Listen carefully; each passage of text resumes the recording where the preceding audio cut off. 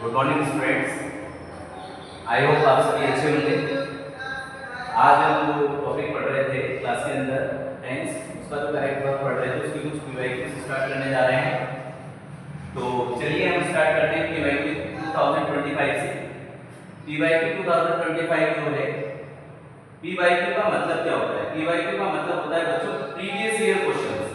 ठीक है, previous year questions मतलब जो पूर्व की परीक्षाओं में जो आए हुए क्वेश्चंस है उनको हम हल करने जा रहे हैं और एग्जामिनर का जो कॉन्सेप्ट होता है उसको समझने का हम पूरी कोशिश करेंगे। तो चलिए स्टार्ट करते हैं फर्स्ट एग्जांपल से। देखिए पीवाईक्यू 2025 का जो फर्स्ट एग्जांपल जो आया था, हमारे जो 2025 में बोर्ड का पेपर हुआ था उसमें फर्स्ट जो एग्जांपल आया था वो क्या आया था? The sun dash rise in the east. जो सन है वो कौन सी दिशा से? ईस्ट दिशा से राइज यानी उगता है। ठीक है, तो हम देखते हैं कि इसमें उगता है ये सेंस आया। तो जब उगता है का सेंस आया तो हम देख रहे हैं कि इसमें जो आएगा हमारे वो आएगा प्रेजेंट सिंपल। ठीक है, उगता है इसमें ता है किया जाता है और जितने भी यूनिवर्सल ट्रूथ होते हैं उसमें हमें प्रेजेंट सिंपल वर्ब का प्रयोग करना होता है। तो हम यहाँ पर राइज में ऐसे केस का यूज करेंगे। तो राइज का क्या हो जाएगा?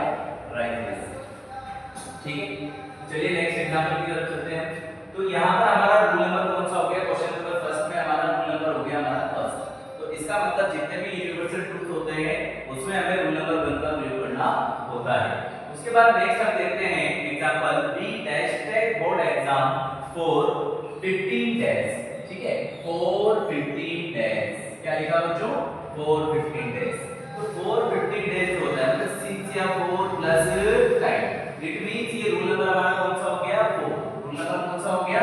4, जिसको हम बोलते हैं प्रेजेंट परफेक्ट कंटीन्यूअस टेंस। ठीक है, तो इसमें हम यूज करेंगे हेल्पिंग वर्ब हमारे present perfect continuous tense. Continuous यानी आप लोगों को पता है, मैंने बताया था मेन वर्ब के फर्स्ट फॉर्म के साथ आईएनजी का प्रयोग होगा। तो यहां पर हम देखेंगे कि इसमें जो है हेल्पिंग वर्ब हमारी लगेगी हैज या है। क्या लगेगी? हैज या है। तो बी के साथ क्या लगेगा? है।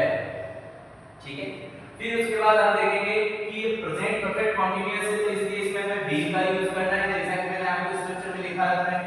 उसके बाद हमें आईएनजी लगाना है। क्या लिखा हुआ है? टैग। क्या लिखा हुआ है? टैग। तो टेक्स्ट में हमें आईएनजी जोड़ना है तो टैग का क्या बन जाएगा? टैगिंग। तो आंसर हमारा बन गया इसका बी हैव बीन टैगिंग। उसके बाद नेक्स्ट हम देखते हैं my brother has reach here on next Monday. ये देखिए नेक्स्ट मंडे। आप लोगों को पता है the next Monday, tomorrow, the next day, ये सारी एडवर्बियल्स आती है। तो रूल नंबर हमारी कौन सी हो जाती है? रूल नंबर हमारा हो गया इसमें 9 यानी कि फ्यूचर सिंपल। और फ्यूचर का मतलब आप लोगों को बड़े अच्छे से पता है, विल या शेल। फ्यूचर का मतलब विल या शेल, मतलब हमें हेल्पिंग वर्ब इसमें विल या शेल का प्रयोग करना है और प्रेजेंट फ्यूचर सिंपल होने की वजह से उसका हमें फर्स्ट फॉर्म का प्रयोग करना है। So my brother dash reach here on next Monday। तो यहाँ पर देखेंगे my brother के साथ क्या आएगा? my brother सिंगुलर है तो किसका प्रयोग होगा? will का प्रयोग होगा। और reach की फर्स्ट फॉर्म क्या होती है? reach ही होती है। ठीक है, हमें एग्जामिनर का कॉन्सेप्ट पकड़ना है कि एग्जामिनर किस तरह के प्रश्न और कौन से रूल बार-बार उठा करके देता है। Next example will reach। देखिए इसमें एक कहाँ है will reach? Option number A. तो हमारा आंसर हो गया इसमें ऑप्शन नंबर ए। मतलब 2025 में जो क्वेश्चंस आए थे उसमें दो तो थे जो हमें क्लिनिकल लेक्चर पढ़ने थे, दो थे जो मल्टीपल चॉइस के थे। मतलब ऑप्शन में से हमें सेलेक्ट करना था। वैसे हमें अगर पूरा कॉन्सेप्ट पता है तो हमें ज्यादा दिक्कत नहीं होगी। उसके बाद नेक्स्ट हम देखते हैं the patient dash die before the doctor. क्या सेम टू सेम एग्जांपल आपकी कॉपी में लिखे हुए हैं सारे के सारे। तो ये देखिए बिफोर, क्या ये बिफोर। और मैंने आपको बताया था जब किसी सेंटेंस में बिफोर या आफ्टर के साथ मेन वर्ब की सेकंड फॉर्म होती है, मेन वर्ब की सेकंड फॉर्म होती है तो वो रूल नंबर हमारा कौन सा माना जाता है बच्चों? वो रूल नंबर हमारा माना जाएगा रूल नंबर 7। रूल नंबर कौन सा माना जाएगा?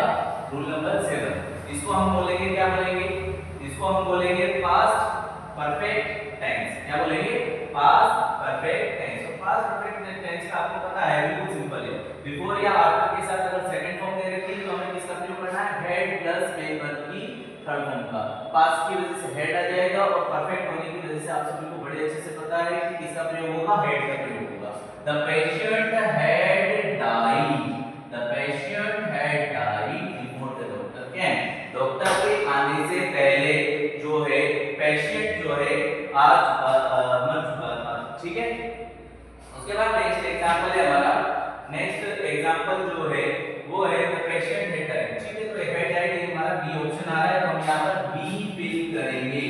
क्या फिल करेंगे बच्चों? बी फिल करेंगे। उसके बाद नेक्स्ट हम देखते हैं पी वाई क्यू 2022, मतलब हमें दो ही साल के पी वाई क्यू देखने को यहां मिल रहे हैं।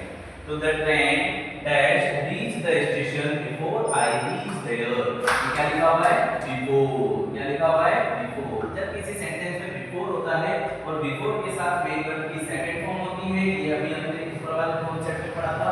इसका मतलब रूल नंबर 7 हमारा बहुत ज्यादा इंपॉर्टेंट हो जाता है। कैसे इंपॉर्टेंट हो जाता है? क्योंकि ये बार-बार घूम करके हर परीक्षा में आ रहा है। देखिए 2025 में भी आया है, 2024 में भी आया है। तो हमें ये कॉन्सेप्ट अच्छे से याद रखना है कि बिफोर या आफ्टर के साथ अगर मेन वर्ब की सेकंड फॉर्म आती है तो हमें हेड प्लस मेन वर्ब की थर्ड फॉर्म का प्रयोग इसमें करना है। तो the train had reached, reach की थर्ड फॉर्म होती है बच्चों रीच्ड। अब इसका ट्रांसलेशन कर लेते हैं, the train had reached the station before I reach there.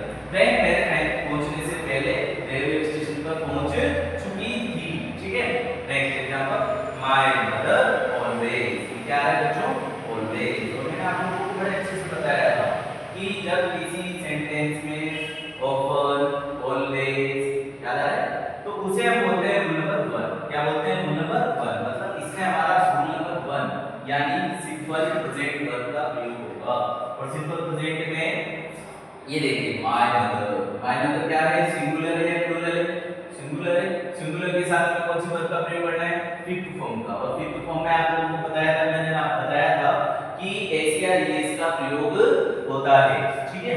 तो my mother always worship God in the morning, मेरी माताजी हमेशा सुबह में भगवान की पूजा करती है। जब इस तरह से करती है आएगा तो वर्शिप का क्या हो जाएगा? वर्शिप। क्या हो जाएगा? वर्शिप हो जाएगा। तो हमारा रूल नंबर 1 यहां पर बार-बार वापस रिपीट हो रहा है। एक फर्स्ट आया था वो यूनिवर्सल ट्रूथ के रूप में आया था और सेकंड वाला हमारा एडवर्बियल के रूप में आया है। दो तरह से इसके प्रश्न आते हैं। इसके बाद नेक्स्ट सेंटेंस हमारा है he dash arrive at his destination by, और उसके बाद क्या है? ये नाउ। दो चीजें इसके अंदर आ रही है। आप लोगों को पता होगा मैंने नाउ बताया था, तो नाउ का मैंने कहा था कि आंख बंद करके आपको रूल नंबर 2 फिल करना है। लेकिन इसके पहले एक चीज और देखो, ये क्या है? बाय। क्या है? बाय। तो बाय के साथ नाउ आ रहा है, इट मींस ये बाय प्लस फ्यूचर टाइम है। बाय प्लस फ्यूचर टाइम है, तो ये रूल नंबर हमारा हो गया 11। रूल नंबर हमारा हो गया 11, मतलब फ्यूचर परफेक्ट कंटीन्यूअस टेंस। कौन सा वाला हो गया बच्चों? Future perfect continuous tense. क्योंकि मैंने नाउ जरूर बताया था, लेकिन नाउ क्या क्या ध्यान से देखिए, इसमें क्या आ रहा है? बाय आ रहा है। जो नाउ क्या है? बाय आ रहा है, तो इसका मींस ही बाय प्लस फ्यूचर टाइम हो गया। और जब किसी सेंटेंस में बाय प्लस फ्यूचर टाइम होता है तो वो रूल नंबर 11 हमारा हो जाता है और उसे हम कहते हैं फ्यूचर परफेक्ट कंटीन्यूअस टेंस। जब हम फ्यूचर परफेक्ट कंटीन्यूअस टेंस का प्रयोग करेंगे तो फ्यूचर का मतलब आप लोगों को 100% पता है क्या लगानी है? हेल्पिंग बी या शैल, और परफेक्ट होने की वजह से हैव, और उसी को हम थर्ड फॉर्म में का यूज करते हैं। तो बी के साथ क्या आएगा? विल।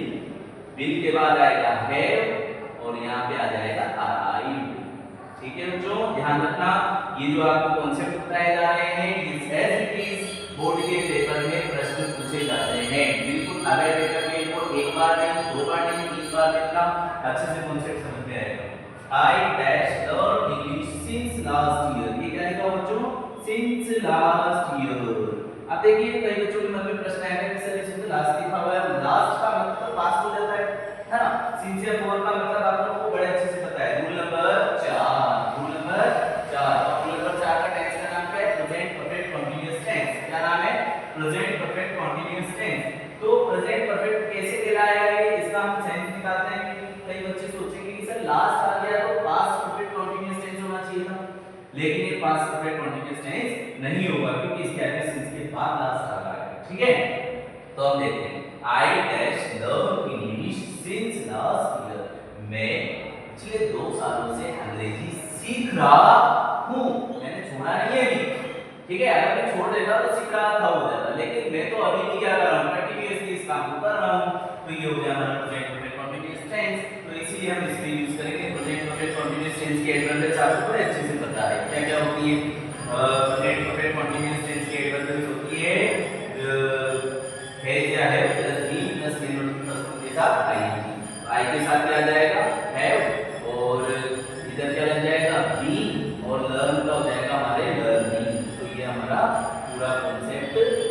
क्लियर है।